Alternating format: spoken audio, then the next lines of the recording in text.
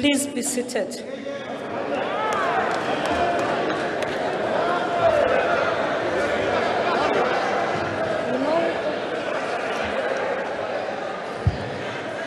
Honorable members and guests, in the interest of safety for all present in the chamber, we request that you please keep your masks on and sit in your designated area. Thank you.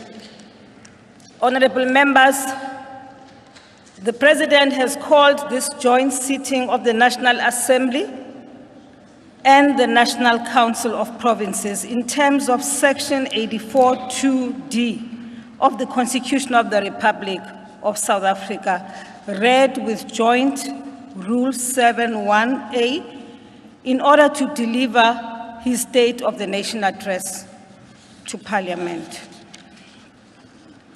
I now call on the Honorable the President to address the joint sitting.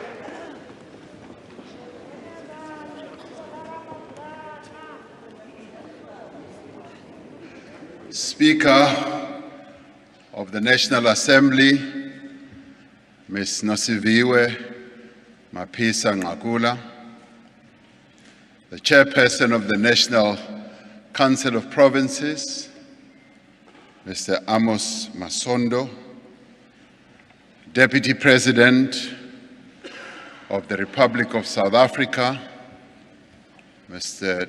David Dabede Mabuza, former President of the Republic of South Africa, Thabo Mbeki,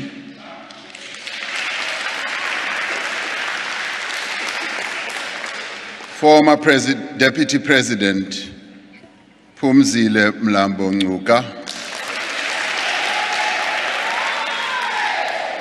former Deputy President Ms. Baleka Mbete, former Speaker of the National Assembly, Max Sisulu, Acting Chief Justice, Raymond Zondo, Mayor of the City of Cape Town, whom we thank for making this venue available, Mr. Gordon Hill-Lewis,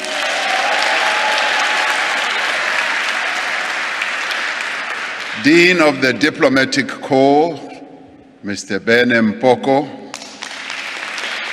members of the judiciary, heads of institutions supporting our democracy, all of you as members of Parliament and fellow South Africans. Good evening, Dimadekwana, Riperile, Dumelang, Sanbonani, Goeienaand. This year, for the first time since the dawn of our democracy, this State of the Nation address is being delivered with us not being in the chamber of the National Assembly. As we entered this new year, a huge fire engulfed the seat of our democracy.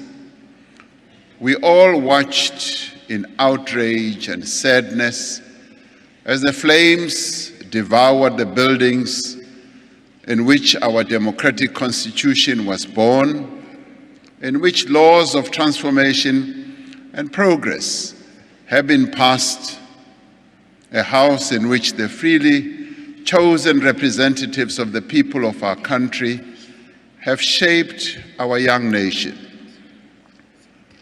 For many, what happened in Parliament speaks to a much broader devastation in our land. For many, the fire was symbolic of the devastation caused by COVID-19, by rising unemployment and deepening poverty in our country. It spoke to the devastation of a pandemic that over the past 2 years has taken the lives of tens of thousands of South Africans, put 2 million people out of work, and brought misery to many families in our country. The fire in Parliament reminded us of the destruction, the violence, and the looting that we witnessed in parts of our country in July last year, of the more than 300 lives lost and many more livelihoods that were ruined. As we reflect on the past year, we recall the words of our former President Thabo Mbeki, who reminded us that, and he said, "Trying times need courage and resilience."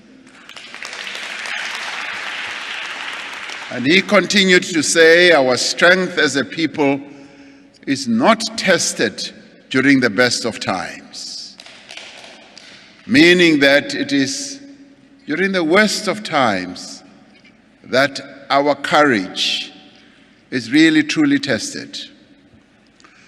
That we are gathered together in Cape Town City Hall instead of the National Assembly reflects the extraordinary circumstances of this time.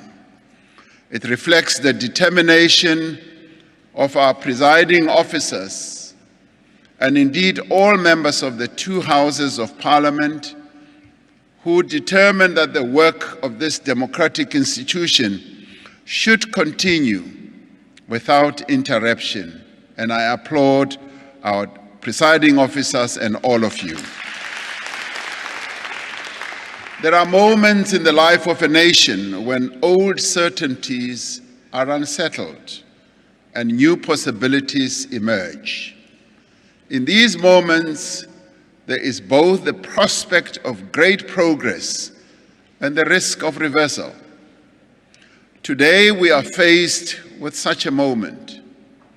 The path that we choose now will determine the course for future generations.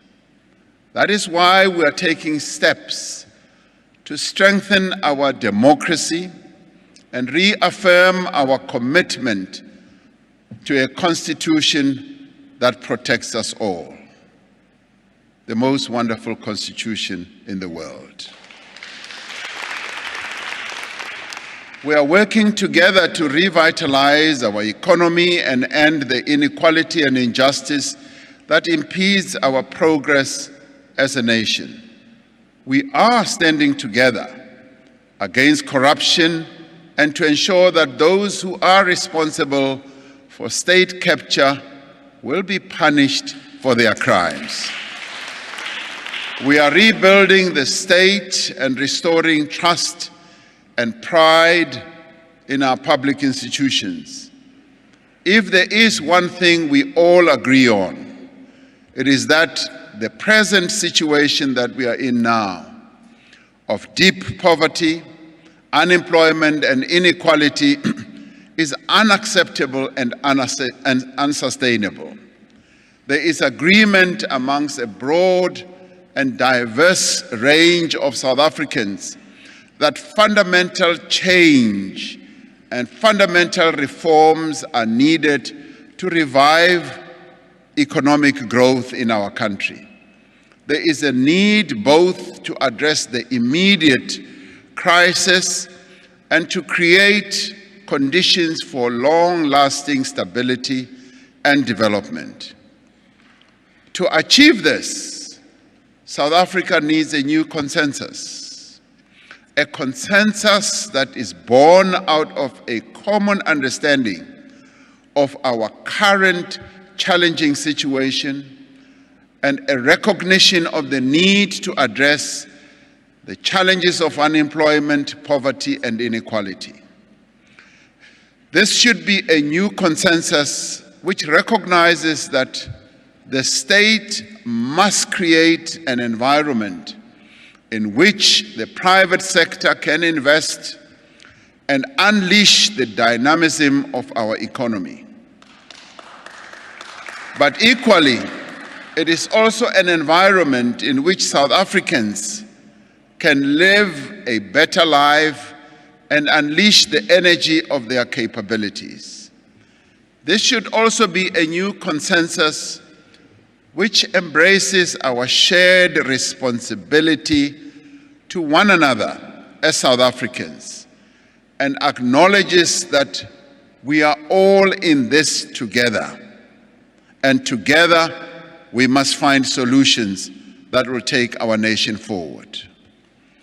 As the social partners, being government, labor, business, and community-based entities, we are working to determine the actions we will take together to build such a consensus.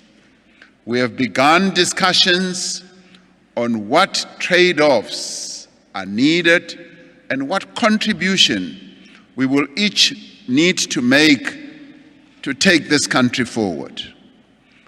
We have given ourselves 100 days to finalize what I call a comprehensive social compact to grow our economy, to create jobs, and to combat hunger. This work will build on the foundation of the Economic Reconstruction and Recovery Plan, which we adopted, which remains our common program to rebuild the economy. We remain focused on the priorities we identified in the State of the Nation last year, they being overcoming the COVID-19 pandemic, a massive rollout of infrastructure, a substantial increase in local production, and employment stimulus to create jobs and support livelihoods, and the rapid expansion of our energy generation capacity. To be effective, this social compact needs to include every South African and every part of our society. In the end, we must all be imbued with the understanding that no one must be left behind.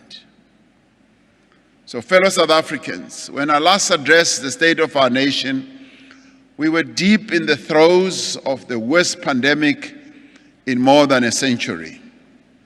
Since COVID-19 reached our shores, we have endured successive waves of infection, the emergence of new variants, and the devastating cost of nearly 100,000 recorded COVID-19 deaths. South Africans have responded to this grave threat with great courage and resilience, but also with compassion and restraint. Over the past 2 years, we have taken unprecedented actions to strengthen our health system, to build laboratory capacity and prevent infections. The nation owes a great debt of gratitude to the dedicated health workers and to other frontline staff who put their own health and their own lives at risk to care for the ill and the vulnerable during this period. Within 2 weeks of the first reported infection in our country, I announced the establishment of the Solidarity Fund with the goal of uniting the country in the fight against the pandemic. In a wave of generosity that we have never seen before in our country, a wave of generosity that swept throughout the country, the fund raised 3.4 billion rand from more than 300,000 individual South Africans and companies. More than 400 individuals and 100 companies volunteered their time and services for free. The fund has played a pivotal role in supporting the national health response and alleviating the humanitarian crisis that confronted our country and our people. I would like to thank everyone who contributed to the Solidarity Fund. And many of those individuals who contributed were a number of you as members of Parliament. So I applaud you and I thank you and congratulate you for that. And I also congratulate and thank the countless other initiatives to support those affected by the pandemic. And they range from people who gave food parcels, people who went out of their way to care for those who were affected and infected by COVID-19. As the trajectory of the pandemic has continued to change, we have had to adapt and evolve. Our approach has been informed throughout by the best available scientific evidence, and we have stood out both for the quality of our scientists and for their involvement in every step of our response. During the past year, we have focused on accelerating our vaccine rollout. So far, we have, as a nation, administered some 30 million doses of COVID-19 vaccines.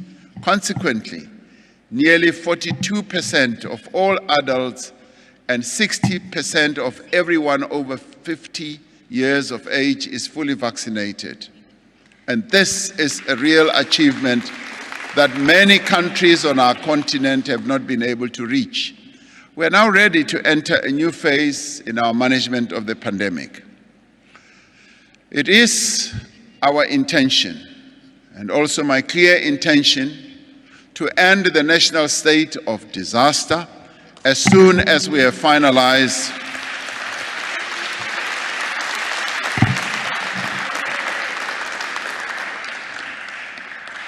We will do so as soon as we have finalized other measures under the National Health Act, as well as other legislation to manage and contain the pandemic.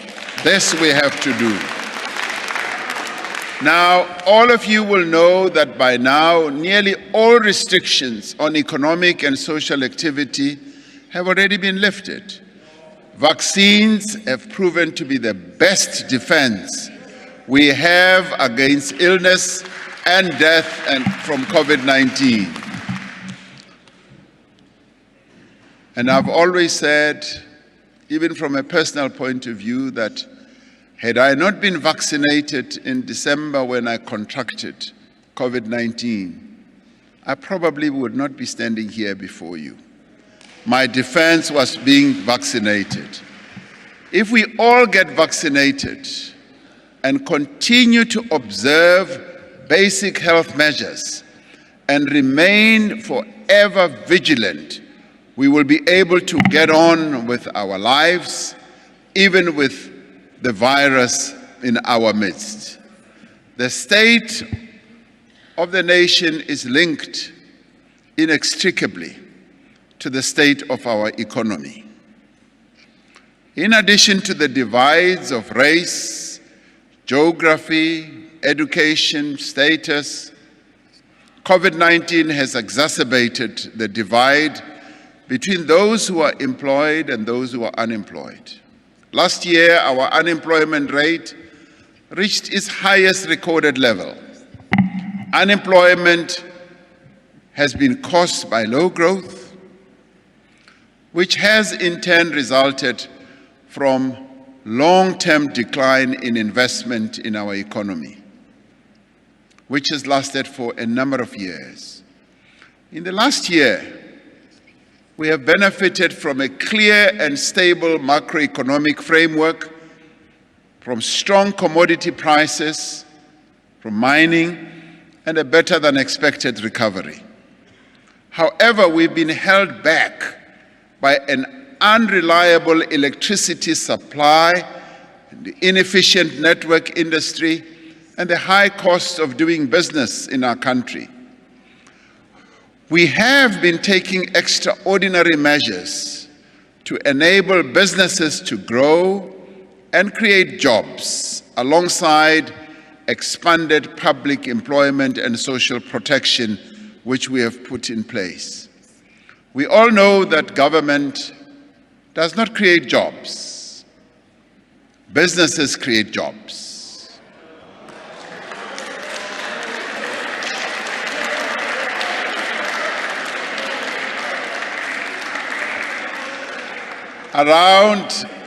Facts be faced, around 80% of all the people who are employed in South Africa are employed in the private sector. The key task of government is to create the conditions that will enable the private sector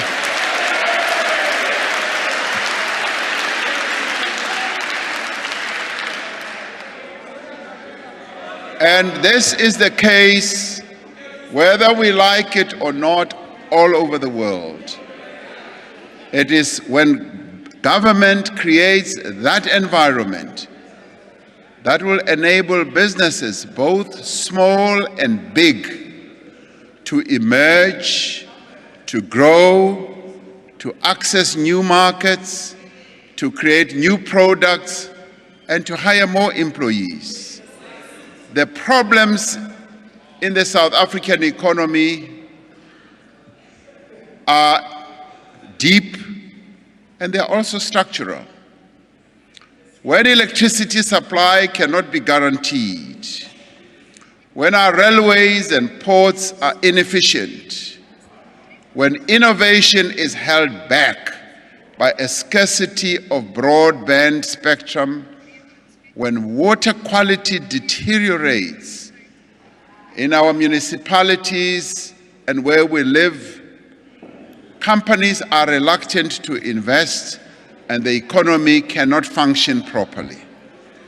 With a view to addressing these challenges, we are accelerating the implementation of far-reaching structural reforms with a view to modernizing and transforming these industries, to unlock investment, to reduce the costs of doing business and to increase competitiveness and to heighten growth in our economy.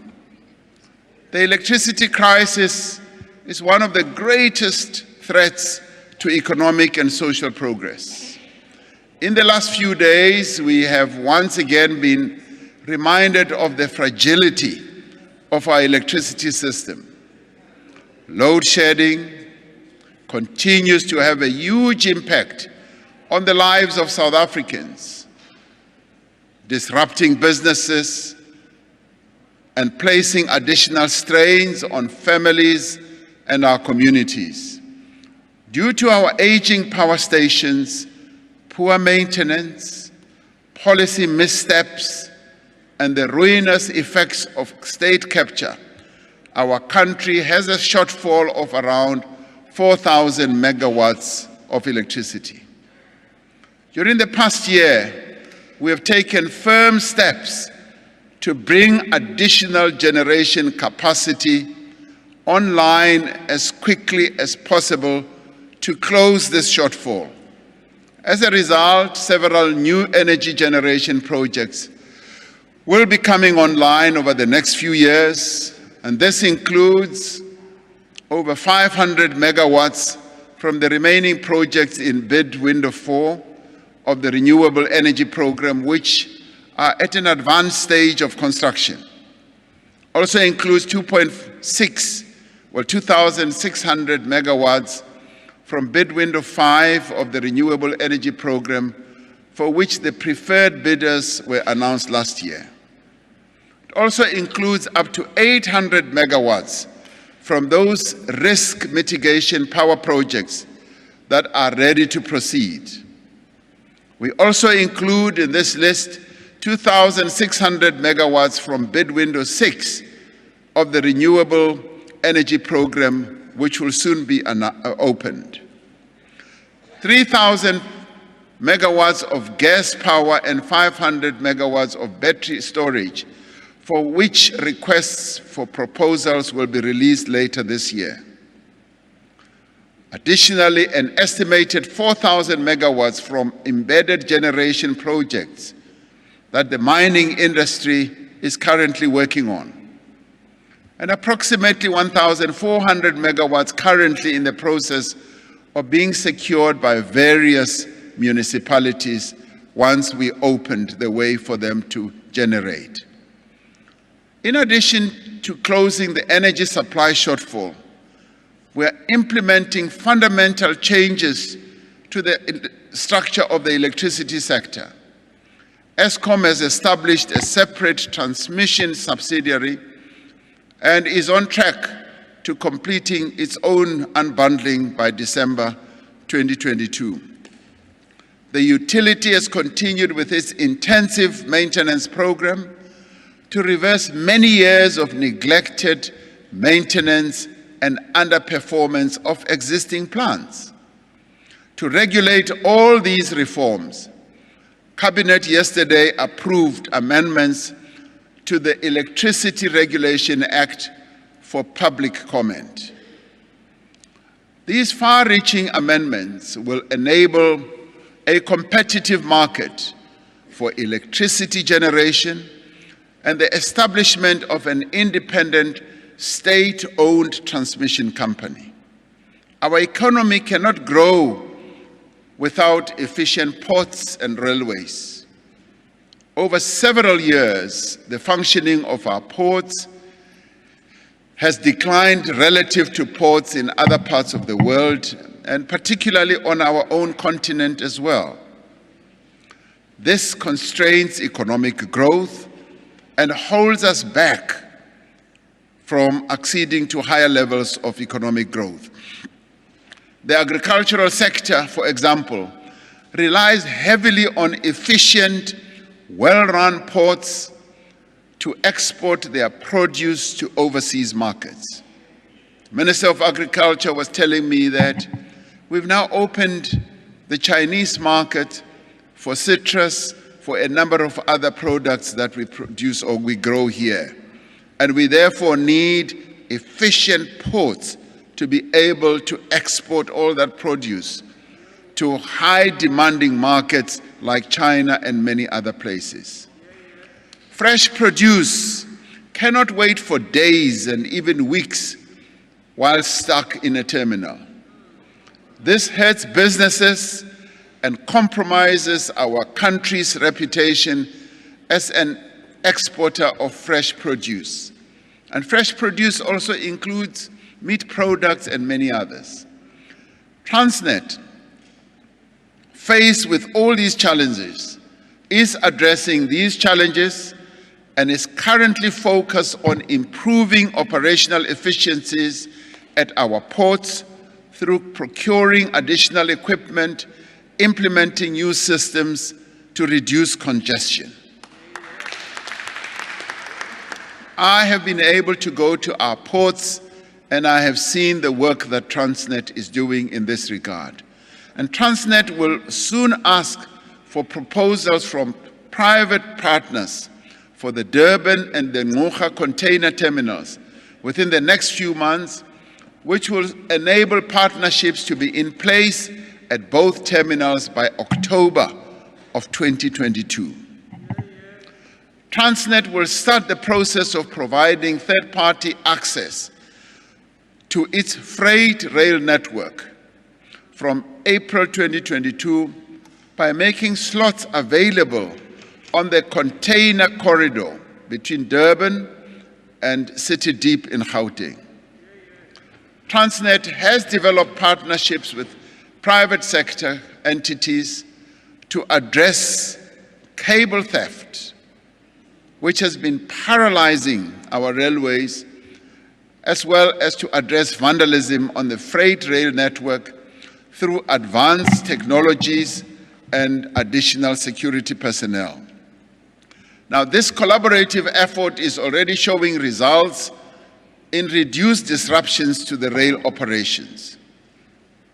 The poor state of passenger rail in our country has a direct and detrimental impact on the lives of our people. We are therefore working hard to rehabilitate the passenger rail network in 10 priority corridors. The Southern Line in Cape Town and the Mabopane Line in Pretoria has been reopened to be followed by the remaining lines in the next year.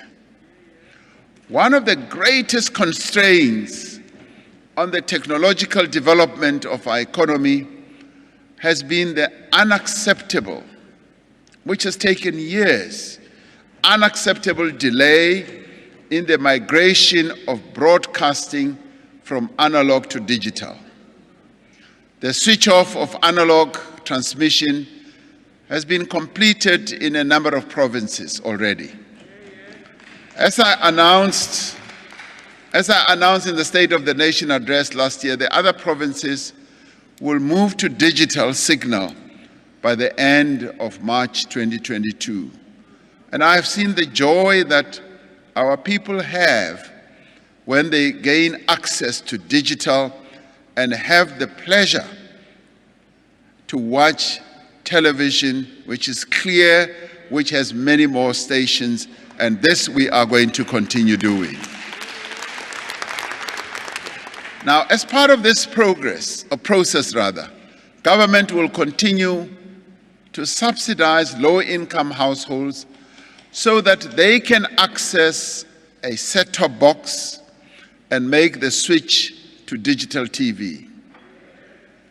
Our communications regulator, ICASA, will commence with the process of auctioning the high-frequency communication spectrum in about 3 weeks from now. Now, this will unlock new spectrum for mobile telecommunications for the first time ever in over a decade. In addition, we will facilitate the rapid deployment of broadband infrastructure across all municipalities by establishing a standard model for the granting of municipal permissions. These reforms will revolutionize the country's technological development, making faster broadband accessible to more people, but more importantly, reducing the cost of digital communications.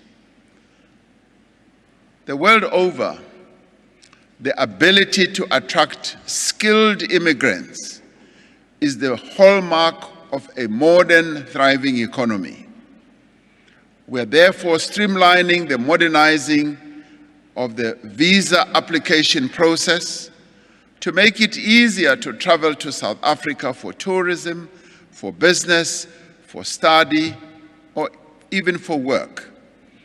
As we committed last year, the e-visa system has now been launched in 14 countries, including mega countries such as China, India, Kenya, and Nigeria. The revised critical skills list has now already been published for the first time since 2014, following the detailed technical work and extensive consultations with business and labor. The updated list reflects the skills that are in shortage today to ensure that our immigration policy matches the demands of our economy. A comprehensive review of the work visa system is currently underway, led by former Director General of Home Affairs, Mr. Mavuso Msimang. This review is exploring the possibility of new visa categories that could enable economic growth, such as a startup visa and a remote working visa. Now, these are all the reforms that underpin and undergird the growth of our economy. Water is the most critical, precious natural resource to all of us as South Africans. It is vital to life, to development, as well as to economic growth. That is why we have prioritized institutional reforms in this area to ensure future water security, investment in water resources, and maintenance of existing assets. We have embarked on the process of institutional reform, incapacitating the Department of Water and Sanitation, and reviewing water boards in as far as their mandates are concerned, and ensuring that they serve municipalities in terms of our district development model. Now, these reforms are being championed by a minister who's been to every water source in our country and has examined precisely what needs to be done. A comprehensive turnaround plan is being implemented to streamline the process for water use license applications. Now, these applications used to take forever, up to 3 years, and they are now being streamlined, and the target is to clear the backlog of applications by June 2022 and to process 80% of all applications within 90 days during the next financial year.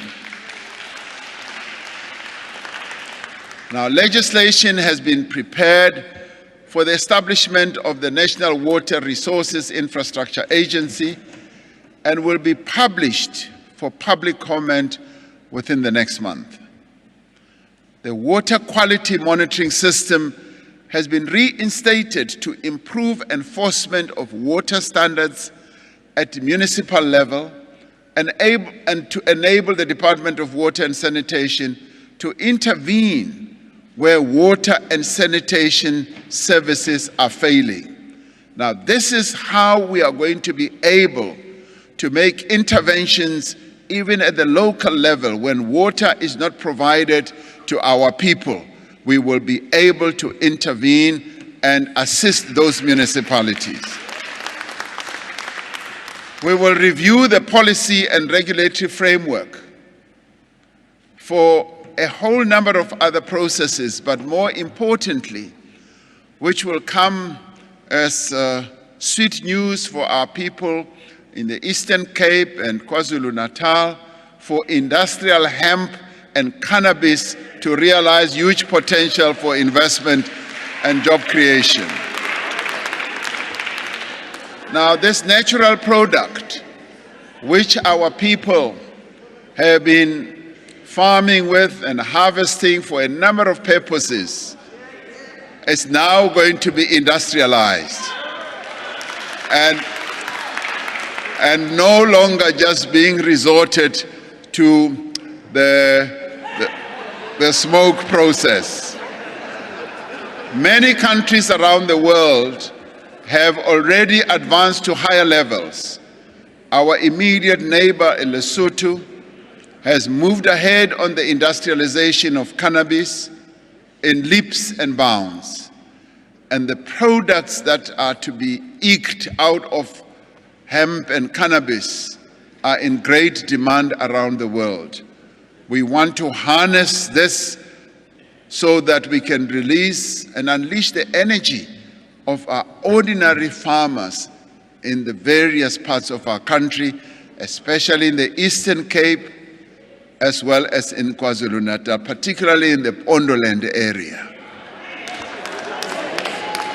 While structural reforms are necessary for us to revive economic growth, they are not enough on their own. And there are quite a number of other structural reforms that we are in conversation with the private sector, and we are ad idem in as far as how deep and how far we should go. This year we are undertaking far-reaching measures to unleash the potential of small businesses, micro businesses, and informal businesses. These are the businesses that create the most jobs and provide the most opportunities for poor people to earn a living. we have started discussions with social partners as part of the social compact to process a number of measures, and some of those will be how we enable small and medium enterprises to operate without too many strictures on areas such as the labor market regulations for smaller businesses to enable them to hire more people while continuing to protect the rights of working people. A new redesigned loan scheme is being introduced to enable small businesses to bounce back from the pandemic and the civic unrest that we went through. This new bounce back scheme incorporates lessons from the previous loan guarantee scheme, which did not work as well as I had anticipated when we launched it, if you recall, under the stimulus program that we launched, which was quite unprecedented in the history of our country. This new and redesigned loan scheme, which will serve small businesses, will involve in development finance institutions and non-bank SME providers in offering finance, expand the types of financing available, and adjust eligibility criteria to encourage greater uptake. The National Treasury is working with industry stakeholders to finalize the scheme, and the Minister of Finance will provide details soon. We are reviewing the Business Act alongside a broader review of legislation that affects small and medium enterprises to reduce the regulatory burden on informal businesses. We have found that there are too many regulations in our economy and our country that are unduly complicated, costly, and difficult to comply with.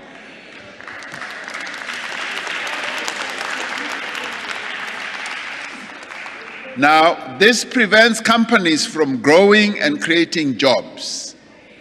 I will forever remember the imagery of a woman who was selling these dog beds, which she had sewn up herself.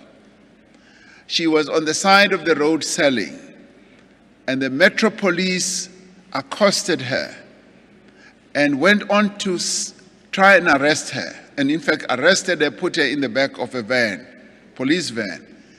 And her crime was, they said, she did not have a permit to sell a product which was going to put food on the table for her children.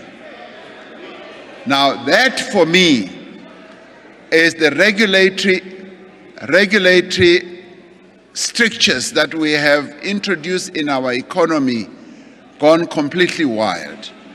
Because what we need to be doing is to support that lady to sell products and support her family. Now, we are therefore working to improve the business environment for companies of all sizes through a dedicated capacity in the presidency to reduce red tape. If we are to make progress in cutting unnecessary bureaucratic delays for businesses, we need dedicated capacity with the means to make changes. I've therefore appointed Mr. Sipho Nkosi to head up a team in my office to cut red tape across our economy and also our government. Now, Mr. Nkosi has extensive experience in business, including the fact that he was CEO of a mining company and is currently the chairperson of the Small Business Institute. Knows very well what red tape does to business and will be working alongside our officials to cut the red tape to enable our businesses to thrive and to grow. The red tape team will identify priority reforms for the year ahead, including mechanisms to ensure government departments pay suppliers within the required 30 days. The team will also work with other departments and agencies to unblock specific obstacles to investment and business growth. It will support the current initiatives to simplify processes relating to property registration, cross-border trade, construction permits, and all that. Infrastructure is central to our economic reconstruction and recovery. Through innovative funding and improved technical capabilities, we have prioritized infrastructure projects to support economic growth and better livelihoods, especially in energy, roads, and water management. The Infrastructure Fund is at the center of this effort with a 100 billion rand allocation from the fiscus. The Infrastructure Fund is now working with state entities to prepare pipeline projects with an investment value of approximately 96 billion in student accommodation, social housing, telecommunications, water and sanitation, and transport. Several catalytic projects to the value of 21 billion are expected to start construction this year. Of this, 2.6 billion is contributed by government, and the balance is financed by the private sector and development funding institutions. Government will make an initial investment of 1.8 billion in bulk infrastructure, which will unlock 7 private sector projects to the value of 133 billion. For millions of South Africans in rural areas, roads and bridges provide access to markets, to employment opportunities, to families and social services. Yet many children still have to brave overflowing rivers to reach schools, and motorists have to battle impassable roads to reach the next town. One person was telling me that they now have to drive on the side of the road because many roads are so bad. We are therefore upscaling the Welisizwe Rural Bridges Program to deliver 95 bridges a year from the current 14. Our South African National Defence Force is the implementing agent of the Welisizwe program and has demonstrated the expertise of the SANDF engineers in bridge construction.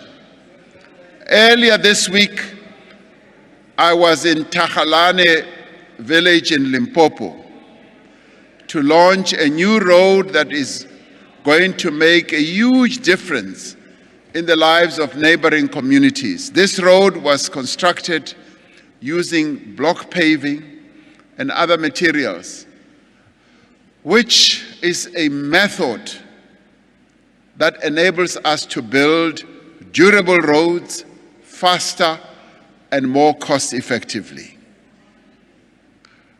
I would like to see a situation where many of the roads that we have in our country, particularly in our township areas, in our rural areas, and in outlying areas, being paved, because paving is so much cheaper than using asphalt. The Rural Roads Program will use labor-intensive methods to construct or upgrade nearly 700 kilometers of rural road over the next few years. This social enterprise program includes access to roads in Limpopo, in the Eastern Cape, and to move from gravel to surface upgrades in the Free State, in Northwest, and capacity connectivity improvements in the Western Cape. Government has initiated the process of delivering the Umzimvubu Water Project. The project is made of a number of dams.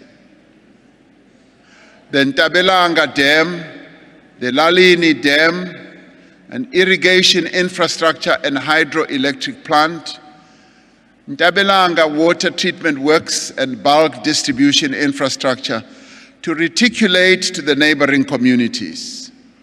Now, the closing date for the first of the two-stage procurement process is scheduled to close later this year, with the preferred bidder likely to be announced later this year as well.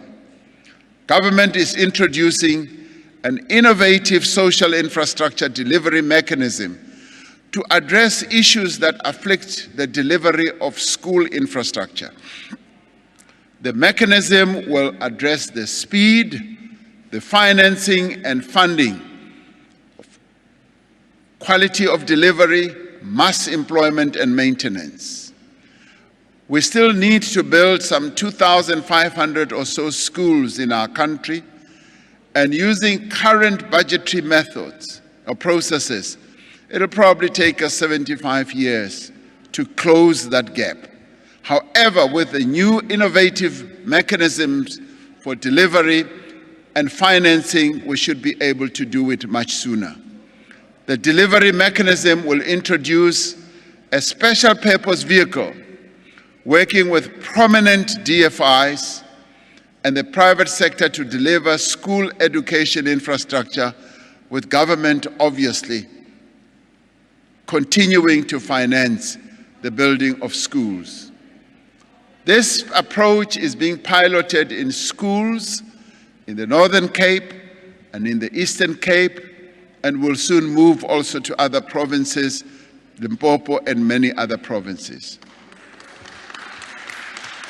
Now, over the past year, government has built on its successful Hydrogen SA strategy to make major strides in positioning South Africa as a global leader in this new market.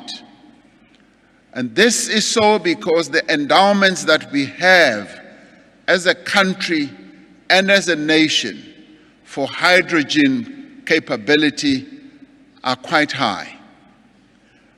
This includes the development of a hydrogen society roadmap for the next 10 years, as well as a green hydrogen strategy for the Northern Cape, supporting the development of green hydrogen pipeline worth around 270 billion rand. Now, the damage caused by the theft of scrap metal and cable on our infrastructure, like electricity, the trains and other vital services, is enormous. We will take decisive steps this year, both through improved law enforcement and by considering further measures to address the sale or export of such scrap metal. An important pillar of our economic reconstruction and recovery plan is to revitalize our manufacturing base and to create globally competitive export industries. In the past year, we launched new master plans in the steel industry, in the furniture industry, and global business services. Now, through these plans, which build on the other master plans that are already in operation and that are already yielding quite a lot of investment as well as job creation. Through these plans, business, government, and labor are working together to increase production and to create more jobs in the sectors. In the clothing industry, a number of retailers have announced ambitious plans with regard to localization sourcing. One of these retailers is Foschini, partly owned by workers, kindly made the suit that I'm wearing today at its new formal wear factory in Prestige here in the Western Cape in Epping. 5 years ago, More than 80% of all Foschini Group merchandise came from East Asia. Today, nearly half of their merchandise is locally made, which shows a great deal of progress. The genuine leather shoes that I'm wearing today were made by members. Listen, were made by members of the National Union of Leather and Allied Workers from Bolton Footwear in Cape Town and Dick Whittington Shoes in Pietermaritzburg in KZN. Now, the reason one says this is to say, let us all promote localization. Let us buy locally made clothes and products, because it does not only create jobs for our people here in South Africa. Local is lekker, and let us do that. If you look at countries such as China, what has catapulted or continue to catapult them to a higher level is that they, as Chinese, consume what is locally made. We can also move up that scale and see more growth in our economy as we buy more local products and everything else. Nearly 4 years ago, we set ourselves a target of mobilizing 1.2 trillion rand in new investment over 5 years. By the time of the third South African Investment Conference in November 2020, we had reached 776 billion rand in investment commitments. Next month, on the 24th of March, we will be holding the fourth South African Investment Conference in Johannesburg. We will seek to showcase the many investment opportunities available as South Africa continues its recovery from COVID-19, and we will also report back on the progress of previous commitments. Following the resolution of the African Union Summit over the past weekend, trading can now begin under the African Continental Free Trade Area Agreement. The market on the African continent is now wide open. South African companies are poised to play a key role in taking up opportunities that this presents for preferential access to other African markets. And wherever we have gone on the African continent, either on state visits and holding business forums, we have found a great deal of demand for South African companies to come and invest, but also for South African products.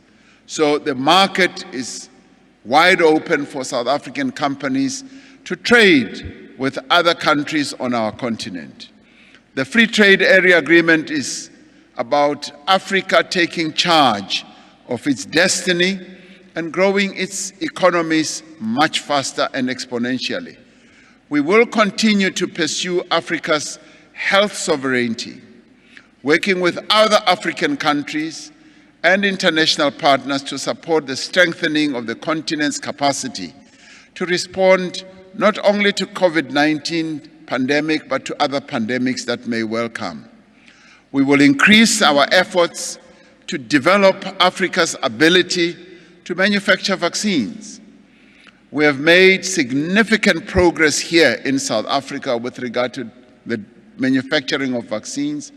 We now have 2 African companies, Aspen and BioVac, in which the government has a stake, which contracts to produce COVID-19 vaccines. 2 additional vaccine projects have also been announced. In addition, we have full local production capability for ventilators, hand sanitizers, medical-grade face masks and gloves, and therapeutic drugs and anesthetics. This production capability, which is worth many billions of rands of production annually, has been put in place in less than 2 years. When COVID arrived on our shores, we did not really have the full capability of manufacturing all these medical supplies that are diagnostic and therapeutics. We now have, which goes to demonstrate the resilience of South African businesses to rise up to the occasion. And when we set up at the continental level the African Medical Supplies Platform, many of our companies were able to start trading on that platform, exporting medical supplies to various countries on our continent, also internationally, and particularly to the other region of our continent, which is the Caribbean. South African products have been exported to various countries, securing them vital supplies and expanding jobs for many young South Africans. While we will help existing industries to grow, we are also turning new opportunities for growth and jobs. Government and the private sector have worked closely together to grow the global business services sector from a small group of companies to one of the world's leading players. And I should say here, South Africa has become an attractive market for global business services. Our young people are being employed in large numbers. The global business service sector is on track to create 500,000 new jobs over the next few years. And these are young people who are being attracted to these opportunities. The hemp and cannabis, I go back to its sector, which is a new sector we are promoting, has the potential to create more than 130,000 new jobs. We are streamlining the regulatory process so that hemp and cannabis can thrive like it is in other countries. And as I said earlier, it is going to benefit a number of our people, particularly in those areas where this is grown in a big way as a great commodity. Now, as we proceed, we are finding that these new sectors, the sectors that should be promoted, are sectors that we should focus attention on because they create more jobs on an ongoing basis. The sectors that we are focusing on are sectors that a number of other countries have already shown a great deal of growth in already. Now, with all this, we are finding that we can inject growth into our economy. We can see exponential growth as more and more of these new sectors come forward. Now, other sectors are the social sector, for instance, including early childhood development, nursing, social work, and community services, which have shown significant potential not only to create jobs, but to provide vital services to communities, as well as to provide training for young people. Some of the country's mature industries also have a lot to offer in revamping the industrial and manufacturing potential of our country. The agricultural sector has significant potential for job creation in crops such as citrus, table and dried grapes, subtropical fruit, avocados, berries, and nuts. Master plans in the sugar and poultry industry are contributing